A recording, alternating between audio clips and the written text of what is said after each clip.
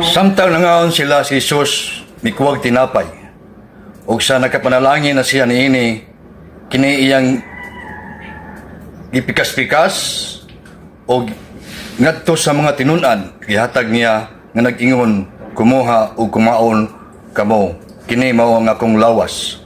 Mateo 26:28.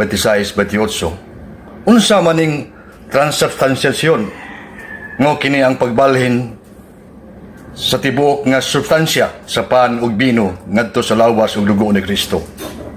Si Santo Tomas de Aquino niingon ug giisip kini nga usa ka halawom ug sagrado nga misteryo sa pagtuo sulod sa atong simbahang Katoliko nga nagpahayag sa tinuod nga presensya ni Kristo. Ug bago lang na